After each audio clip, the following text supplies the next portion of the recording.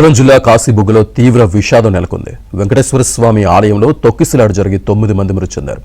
ఉత్తరాంధ్ర చిన్న తిరుపతిగా కాశీబుగ్గ వెంకటేశ్వర స్వామి ఆలయానికి పేరు రావడంతో భారీగా భక్తులు తరలివచ్చారు. పైగా కార్తీక మాసం శనివారం ఏకాదశి కావడంతో భక్తులు తండోపతండాలుగా తరలివచ్చారు. భక్తుల రద్దీ అనూహ్యంగా పెరగడంతోనే తొక్కిసలాట జరిగింది.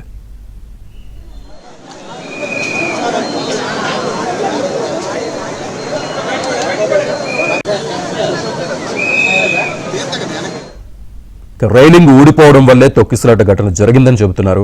మృతుల సంఖ్య మరింత పెరిగే అవకాశం ఉందని ఆందోళన చెందుతున్నారు.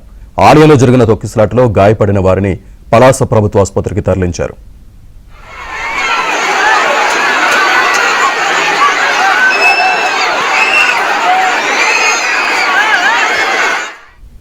ఈ ఘటనపై సీఎం చంద్రబాబు తీవ్ర దిగ్భ్రాంతి వ్యక్తం చేశారు. క్షతగాత్రులకు మెరుగైన వైద్య సేవలు అందించాలని ఆదేశించారు. ఘటనా స్థలానికి హుటాహుటిన బయలుదేరి వెళ్లారు మంత్రి అచ్చెన్నాయుడు. ఈ ఘటనపై ఆలయ అధికారులతో మాట్లాడారు.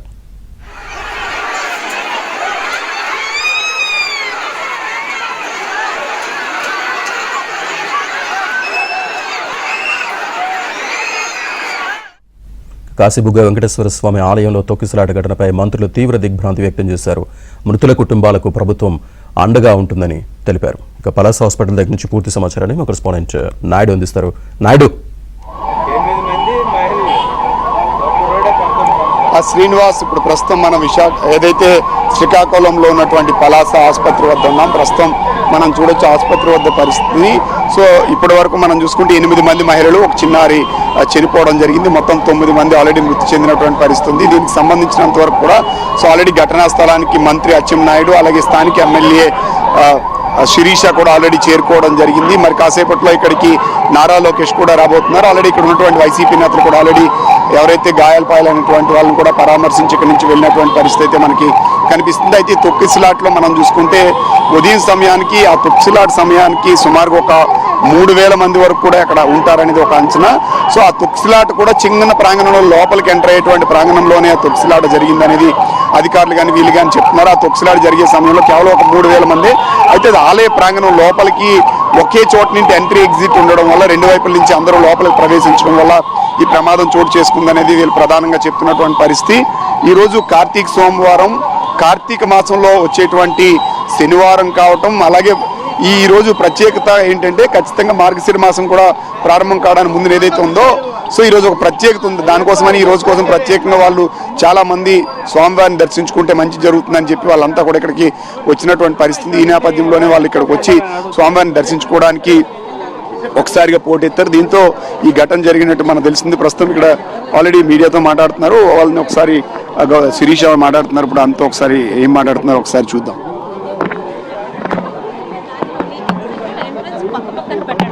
గాబరాలోని ముందెళ్ళి దర్శనం చేసుకుందామని 2 ద్వారాల్లో లోపలికి వెళ్ళడం వల్ల అక్కడున్న జనాల ప్రెషర్ వల్ల రైట్ సైడ్ ఉన్న రైలింగ్ కింద పడి 20 మెట్లు ఎత్తు నుంచి కింద పడడం వల్ల జనాలు ఒకరి మీద ఒకరు పడడం వల్ల జరిగిన దాన్ని ఏమంటారంటే స్టాంపుడ్ అండి. ఇది ఎవరు మ్యాన్ మేడ్ క్రియేషన్ కాదు. It's very bad incident. జరగకుండా ఉండాలి, జరిగింది. ఆ 9 కుటుంబాలకి ఏం చేసినా వాళ్ళ తాలూకా నష్టాన్ని మేము పూడ్చలేము. అయినా గవర్నమెంట్ ఈరోజు ఒక ఎస్పీ దగ్గర నుంచి, ఈరోజు ఒక జేసీ దగ్గర నుంచి కలెక్టర్, జిల్లా మంత్రులు, ముఖ్యంగా నారా లోకేష్ గారు, హోంమంత్రి గారు, మిగతా మంత్రులు కూడా ఇంకొక అరగంటలోని కేంద్ర మంత్రి రామ్మోహన్ నాయుడు గారు చేరుకుంటున్నారు. జరిగిన దురదృష్టమైన సంఘటన కానీ ఈరోజు కూటమి ప్రభుత్వం ప్రజలకి 24 గంటలు అందుబాటులో ఉంటూ ఇక ముందు ఇలాంటివి కూడా జరగకుండా పూర్తిగా మేము చర్యలు తీసుకుంటాం. ఇప్పటికే ప్రైమ్ మినిస్టర్ గారు మృతుల కుటుంబాలకి 2 లక్షలు ఎక్స్గ్రేషియా ఇచ్చారండి. నారా లోకేష్ గారు వచ్చి రాష్ట్ర ప్రభుత్వం తరఫున కూడా ఏం చేస్తారో ఆయన కూడా సాయంత్రం మీ అందరికీ వివరిస్తారు. అంతా ఒకసారి మాట్లాడేటువంటి ప్రయత్నం చేద్దాం. శిరీష గారు, అసలు ఏం జరిగింది? ఆల్రెడీ ఘటనా స్థలానికి కనిపిస్తా ఉంది. చిన్న బాబు కూడా ఉన్నాడు. జరిగింది ఒక ఊహించని దురదృష్టకరమైన సంఘటన. ఎవరు కావాలని చేసినది కాదు. గుడిలో అంతమంది వస్తారని గుడి యాజమాన్యం కూడా ఊహించలేదు. ముఖ్యంగా చాలా మంది ఎలా అయితే శవ రాజకీయాలు చేసి వైసీపీ నాయకులు మాట్లాడుతున్నట్టు ఏళ్ల తరబడి గుడికి వస్తున్నారు కదా అంటున్నారు. ఆ మాజీ పశువుల మంత్రి గారిని అడగండి, ఆ గుడి ఎప్పుడు ఓపెన్ చేశారు? 4 నెలల క్రితం విగ్రహ ప్రతిష్టాపన తర్వాత అది గుడి అయింది. అంతవరకు అదొక చారిటీ హోమ్గా పేదలకి అన్నదానం చేసే సత్రం. గుడి పెట్టాక ఆ గుడి ఈ రోజు ఇక్కడ పలాసలో ఉందని చుట్టుపక్కల ఏరియా వాళ్ళకు కూడా ఇంకా తెలియదు. ఆయన నాన్ పొలిటికల్, ఆ గుడి ఓపెన్ కూడా ఆయనే చేసుకున్నారు, ఎటువంటి ప్రచారం లేదు. అయినప్పటికీ కూడా మౌత్ టు మౌత్ పబ్లిసిటీ వల్ల ఈ రోజు ఏకాదశి శనివారం కార్తీక మాసం కొత్త గుడి వెంకటేశ్వర స్వామి గుడి చూద్దామని చాలా ఉత్సాహంతో వచ్చిన భక్తులు ఎంట్రన్స్ ఎగ్జిట్ తాలూకా ద్వారాలు పక్క ఉండడం, 20 మెట్లు ఎత్తులో ఉన్న రైలింగ్ జనాల ప్రెషర్కి కాసుకోలేక రైలింగ్ తో పాటు అంత ఎత్తు నుంచి జనాలు దాదాపు ఒక 200-300 మంది ఒకరి మీద ఒకరు పడ్డం వల్ల జరిగిన అతి దురదృష్టకరమైన సంఘటన. సో అంటే ఇది తరచూ ఆల్రెడీ ఈ ఆలయానికి సో ఈ మధ్య కాలంలోనే పెరిగారని ఆల్రెడీ మీరు చెప్తున్నారు. ఈ ఆలయం కట్టి 4 నెలలు అయిందండి. మేలో ఓపెన్ చేశారు. అది కూడా ఓపెన్ చేసినట్టు ఎవరికి తెలియదు. ఆయన ఒక non controversial, non political person. ఆయన స్వామి మీద భక్తితో ఆయన 12 ఎకరాల క్షేత్రంలో స్వామి టెంపుల్ కట్టారు. టెంపుల్ కట్టేంత వరకు కూడా అక్కడ ఆయన పేద సాధలకి, వికలాంగులకి దాన ధర్మాలు చేసేవారు. ఎక్కడి నుంచో ఒరిస్సా నుంచి వచ్చేవారు. అయితే గుడి కట్టాక ఒకరి నుంచి ఒకరికి 9 అడుగులు ఎత్తున్న వెంకటేశ్వర స్వామి విగ్రహం చాలా బాగుంది, అన్ని దేవతలు ఉన్నారని మౌత్ టు మౌత్ పబ్లిసిటీ వల్ల ఈ రోజు ఈ 3 నియోజకవర్గాలకు చెందిన ప్రజలు ఏకాదశి శనివారం కార్తీక మాసం 3 కలిసి రావడం వల్ల అన్ఎక్స్పెక్టెడ్ గా వచ్చారు. ఆ పెద్ద ఆయన కూడా ఈ రోజు ఆయన తాలూకు వివరణలో ఇచ్చారు. మామూలుగా మాకు గుడి కట్టిన తర్వాత ఈ 4 నెలలు శనివారాలు 1000 నుంచి 1500 మంది వచ్చేవారు. ఈ రోజు కూడా మేము ఒక 2000 వస్తారని ఊహించాం, కానీ ఇంతమంది రావడం, ఆ క్రౌడ్ లో ఇలాంటి దురదృష్టకరమైన సంఘటన జరగడం మేము ఎవ్వరూ ఊహించలేదు. మేము కూడా నేను అందుకే పోలీసులకు కానీ ఎవరికి కానీ ఇక్కడ ఎటువంటి సెక్యూరిటీ కూడా మేము అడగలేదని ఆయన మాటల్లోనే చాలా స్పష్టంగా చెప్పారు. చనిపోయిన వాళ్ళకి సంబంధించి పోస్ట్ మార్టం అది ఏర్పాట్లు ఏం చేస్తున్నారు, అలాగే గాయాలైన వాళ్ళకి ప్రభుత్వం నుంచి ఎలా గాయాలైన వాళ్ళు ఆల్రెడీ హాస్పిటల్లోనే ఉన్నారండి. అందరికీ చిన్న గాయాలు, ఒక 2-3 ఫ్రాక్చర్స్ అయ్యాయి. అందరూ అవుట్ ఆఫ్ లైఫ్ డేంజర్. అయితే కొంతమంది మహిళలు, ఎందుకంటే గాయపడిన వాళ్ళందరూ మహిళలే, వాళ్ళు షాక్ లో ఉన్నారు. అంతటి ప్రమాదం నుంచి మేము బయటపడ్డామన్న షాక్ లో ఉండడం వల్ల ఇవాళ రాత్రి కూడా వాళ్ళని ఇక్కడే అబ్జర్వేషన్ నుంచి రేపు ప్రతి ఒక్కరిని వాళ్ళ ఇంటి దగ్గర గౌరవంగా దిగపడడం జరుగుతుంది. ఇక చనిపోయిన 9 మందిని కూడా త్వరగా ఈరోజు వాళ్ళకి పోస్ట్ మార్టం జరిపి ఇప్పటికే 3 మృత శరీరాలని వాళ్ళ బంధువులకి మన ప్రభుత్వ లాంఛనాలతో అంబులెన్స్లో ఒక్కొక్క పోలీస్ సెక్యూరిటీ వాళ్ళ ఇంటికి పంపించడం జరిగింది. మిగతా వాళ్ళకు కూడా పంపిస్తారు. అలాగే కేంద్ర ప్రభుత్వం ఇప్పటికే ఎక్స్గ్రేషియా 2 లక్షలు ఇవ్వడం జరిగింది.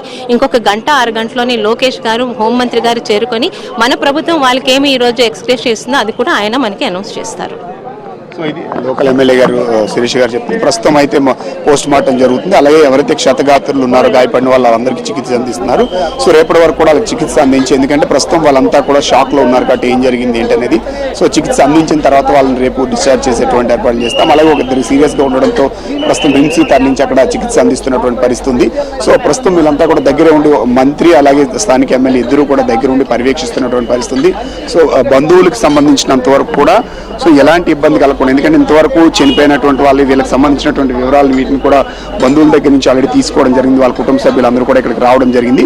సో ప్రత్యేకంగా ఏదైతే పోస్ట్ మార్టం పూర్తయిన తర్వాత వాళ్ళకి దగ్గరుండి ఆ బంధువుల సమక్షంలోనే మృతదేహాలను తరలించడానికి కూడా ఆల్రెడీ అంబులెన్స్లు కానీ వీటిని కానీ ఆల్రెడీ తీసుకొచ్చినటువంటి దీన్ని మనం విజువల్స్ చూస్తున్నాం. ఇప్పటికే 3 మృతదేహాలని ఇక్కడి నుంచి తరలించినటువంటి పరిస్థితి ఉంది. సో ఘటన తెలిసిన వెంటనే స్థానిక ఎమ్మెల్యేతో పాటుగా అలాగే మంత్రి, ఎస్పీ, అలాగే ఇక్కడ సిబ్బంది అంతా కూడా ఘటనా స్థలానికి ఆల్రెడీ చేరుకొని ఇప్పుడు సహాయ చర్యలు అనే ప్రస్తుతానికి కొనసాగుతున్నటువంటి పరిస్థితి అయితే మనకు కనిపిస్తుందని మనం స్పష్టంగా చెప్పొచ్చు. సో మృతులు ఇంతవరకు చనిపోయినటువంటి వాళ్ళు ప్రధానంగా వివరాలను మనం చూసినట్లయితే ఒకరు చిన్నమ్మి అని చెప్పి ఒక ఆమె ఉంది, ఏడూరు చిన్నమ్మి. సో ఆమె రామేశ్వరం విలేజ్ టెక్కల్ నుంచి ఒకరు ఉన్నారు. అలాగే రాపాక విజయ, ఆమె కూడా టెక్కలి ప్రాంతానికి చెందినటువంటి వాళ్ళు. అలాగే మనపాటి నీలమ్మ అని చెప్పి 60 సంవత్సరాల వయసు గల ఆవిడ వజ్రపు కొత్తూరు నుంచి రావడం జరిగింది. అలాగే దుగ్గు రాజేశ్వరి అని చెప్పి బలిపటియా నుంచి, అక్కడి నుంచి మందసా నుంచి ఒకరు చనిపోయినటువంటి మృతుల్లో ఉన్నారు. అలాగే చిన్ని యశోదమ్మ అని చెప్పి 56 సంవత్సరాలు, అలాగే నందిగాం నుంచి ఉన్నారు. అలాగే మరొకరు మనం చూసుకుంటే రూపా అని కూడా మందసాకు చెందినటువంటి వాళ్ళు ఒక మహిళ చనిపోవడం జరిగింది. సోంపేట నుంచి 13 ఏళ్ల బాలుడు ఎవరైతే ఉన్నారో చెప్పి బెంకిల్లి అనే ఒక గ్రామం నుంచి అలాగింది. దొక్కర అమ్మూడమ్మ అని చెప్పి పలాస నుంచి ఒక ఆమె కూడా చనిపోయినటువంటి పరిస్థితి. ఆమె ఏ స్పెసిఫై చేయలేదు. సో ఇందులో చనిపోయినటువంటి వాళ్ళు దాదాపుగా 50 సంవత్సరాలు పైబడిన వాళ్ళే ఎక్కువ మంది ఉన్నటువంటి పరిస్థితి ఉంది. ఎందుకంటే ఇక్కడ దర్శనానికి వచ్చినటువంటి వాళ్ళందరూ కూడా 50 సంవత్సరాలు, ఒక చిన్నారి మిగతా వాళ్ళందరూ ఏజ్ కూడా దాదాపు 50 ఇయర్స్ ప్లస్ ఉన్నటువంటి వాళ్ళు ఉన్నారు. ఒకరికి మాత్రమే 48 సంవత్సరాలు ఉన్నటువంటి పరిస్థితి ఉంది. ఎందుకంటే ఒక్కసారిగా తోపులాట జరిగినప్పుడు వీళ్ళు బాగా ఏజ్డ్ కావడం వల్ల అక్కడి నుంచి కదలలేనటువంటి పరిస్థితి, వాళ్ళ మీద మిగతా వాళ్ళు పడిపోవడంతో ఊపిరాడిగా చనిపోయినటువంటి పరిస్థితి ఉంది. ఇప్పుడు ఆ దేవాలయం కూడా ఏదైతే నిర్మించారు. అది కేవలం ఒక 4 నెలల క్రితమే పూర్తి స్థాయిలో అక్కడ విగ్రహ ప్రతిష్ఠ ఇది చేసినటువంటి పరిస్థితి ఉంది. ఇప్పుడు అక్కడ ఉన్నటువంటి ఎవరైతే ఉన్నారో వాళ్ళు పాండా అనే ఆయన గతం నుంచి కూడా ఆ ప్రాంతాల్లో ఒక ట్రస్ట్ పెట్టి సేవా కార్యక్రమాలు కానీ లేకపోతే అక్కడికి వచ్చే పేదలకు సహాయం చేయడం కానీ ఇలాంటి కార్యక్రమాలు తరచూ చేస్తూ ఉండేవారు. ఎప్పుడు కూడా ఈ దేవాలయం కట్టిన తర్వాత నుంచి సో మంచి మంచి రోజునాడు ఏదైనా లేకపోతే పుణ్యక్షేత్రం లేదా పుణ్యమైన రోజునాడు ఉంటే కేవలం 1000 నుంచి 1500 మాత్రమే వచ్చేవాళ్ళు. ఈ రోజు కూడా అలాగే వస్తారని ఊహించినటువంటి పరిస్థితుల నేపథ్యంలో ఇప్పుడైతే దాదాపుగా 3000 తొక్కిసలాట జరిగే సమయంలో 3000 మంది పైగా అక్కడ ఉన్నటువంటి పరిస్థితి అని చెప్పి వాళ్ళంతా కూడా చెప్తున్నటువంటి పరిస్థితి అయితే ఉంది. మరోవైపు రాష్ట్ర ప్రభుత్వం ఆల్రెడీ కేంద్ర ప్రభుత్వం 2 లక్షల రూపాయల ఎక్స్గ్రేషియో ఆల్రెడీ ప్రకటించినటువంటి పరిస్థితి. రాష్ట్ర ప్రభుత్వం నుంచి కాసేపట్లోనే సో హోంమంత్రి అలాగే ఇక్కడికి నారా లోకేష్ కూడా చేరుకుంటారు. ప్రభుత్వం నుంచి ఏం చేయబోతున్నారు ఏంటనేది చెప్పేటువంటి అవకాశం ఉంది. అలాగే ఇప్పుడు గాయపడిన వాళ్ళందరికీ ఒక 4గురికి మాత్రం గాయాలు పూర్తి స్థాయిలో ఇంజురీస్ అయినటువంటి పరిస్థితి ఉంది. వాళ్ళకు కూడా ప్రస్తుతం చికిత్స కొనసాగుతుంది. అలాగే అపస్మారక స్థితిలో ఉన్నటువంటి వాళ్ళు కూడా చికిత్స ప్రస్తుతం అయితే కొనసాగిస్తున్నటువంటి పరిస్థితి అయితే మనకి ఉందనేది మనకు తెలుస్తున్నటువంటి పరిస్థితి. సో ఇటు విపక్ష నేతలు కూడా ఆల్రెడీ ఇక్కడికి వచ్చి పరామర్శించినటువంటి పరిస్థితి అయితే దీనికి సంబంధించినంత కొంత సమయం పాటు ఇక్కడ మాజీ మంత్రి అప్పలరాజు కూడా కొంత వివాదం చేసినటువంటి పరిస్థితి. సో పూర్తి వివరాలు తెలుసుకోకుండా ఇప్పుడు జరిగినటువంటి ఘటన లేకపోతే సహాయ చర్యలు ఇలాంటి కొనసాగేటప్పుడు పక్కన విపక్షాలకు సహాయం చేయాల్సినటువంటి లేదా కొంత క్షతగాతులకు లేకపోతే బాధితులకు ఏ న్యాయం చేయాలని మాట్లాడాల్సినటువంటి అవసరం ఉందని చెప్పి ఇక్కడ ఎమ్మెల్యే కానీ వీళ్ళు కానీ చెప్తున్నటువంటి పరిస్థితి కనిపిస్తుంది. ప్రస్తుతం అయితే మాత్రం సో ఈ ప్రాంగణం అంతా కూడా విషాద ఛాయలు నెలకొన్నాయి. ఎందుకంటే భక్తి దేవుణ్ణి దర్శించుకోవడానికి వెళ్ళినటువంటి వాళ్ళందరూ కూడా ఈరోజు విగతజీవులుగా రావడం పట్ల కుటుంబ సభ్యులు కానీ వీళ్ళు కానీ తీవ్ర ఆవేదన బాధతో ఉన్నటువంటి పరిస్థితి. మృతదేహాలను ఒక్కొక్కటిగా వాళ్ళ కుటుంబ సభ్యుల్ని తీసుకొచ్చి అక్కడి నుంచి తరలిస్తున్నటువంటి పరిస్థితి. సో ప్రతి మృతదేహాన్ని పోస్ట్ మార్టం పూర్తయిన తర్వాత ఇప్పుడు 3 మృతదేహాల పోస్ట్ మార్టం పూర్తయింది. సో 4వ మృతదేహం ఆల్రెడీ ఇక్కడ నుంచి తీసుకెళ్తున్న విజువల్స్ మనం ఆల్రెడీ చూస్తున్నటువంటి పరిస్థితి అయితే మనకు కనిపిస్తుంది. అందులో ఎందుకంటే ఖచ్చితంగా పాటు ఇక్కడ అధికారులతో పాటు ప్రతి ఒక మెన్ కూడా ఇచ్చి ఇంటికి వాళ్ళని గౌరవంగా, ఎందుకంటే ప్రాణాలు కోల్పోయినటువంటి వాళ్ళకి ప్రభుత్వం అండగా ఉండాల్సినటువంటి అవసరం ఉందని చెప్పి ప్రభుత్వ అధికారులతో పాటు ఇక్కడ మంత్రి ఎమ్మెల్యేలు అంతా కూడా అండగా ఉండి వాళ్ళ దగ్గర ఉండి కూడా ఇక్కడికి పంపిస్తున్నటువంటి పరిస్థితి అయితే ఉంది. సో మరి కాసేపట్లో ఇక్కడ చికిత్స పొందుతున్న వాళ్ళని వీళ్ళని కూడా వారి కుటుంబాలను కూడా నారా లోకేష్ వీళ్ళు పరామర్శించడానికి అవకాశం ఉంది. అలాగే జనసేన నుంచి కూడా ఎమ్మెల్యేల బృందం కూడా ఇక్కడికి వస్తుంది. ఘటన ఎలా జరిగింది ఏంటి అనేది పరిశీలించడంతో పాటుగా క్షతగాతులను పరామర్శించి వాళ్ళకి అన్ని విధాల పార్టీ తరఫున అండగా ఉంటామని చెప్పి వాళ్ళు చెప్పినటువంటి పరిస్థితి. సో ప్రస్తుతం అయితే మనం ఒక మృతదేహాన్ని ఆల్రెడీ తీసుకెళ్తున్న విజువల్స్ని మనం చూస్తున్నాం. మరొక 4 మృతదేహాలకు కూడా ఆల్రెడీ పోస్ట్ మార్టం ప్రస్తుతం అయితే కొనసాగుతున్నటువంటి పరిస్థితి అయితే ఉంది. మరి కాసేపట్లోనే పోస్ట్ మార్టం పూర్తయిన తర్వాత వాళ్ళ స్వగ్రామాలకి మృతదేహాలను తరలించడానికి సంబంధించినంత వరకు కూడా ఏర్పాట్లని అధికారులు కానీ వీళ్ళు కానీ చేస్తున్నటువంటి పరిస్థితి అయితే నెలకొంది. అయితే ఈ ఘటన జరగడం అనేది మాత్రం చాలా బాధాకరం అనేది ఇక్కడ ఉన్నటువంటి వాళ్ళు ప్రతి ఒక్కరు చెప్తున్నటువంటి పరిస్థితి. సో ఈ దేవాలయం అనేది ఏంటంటే ఒక ప్రైవేట్ దేవాలయం, అది కూడా ఒక ట్రస్ట్ రన్ చేస్తూ ఆయన ఒక విగ్రహాన్ని పెట్టి దేవాలయంగా మార్చినటువంటి పరిస్థితి.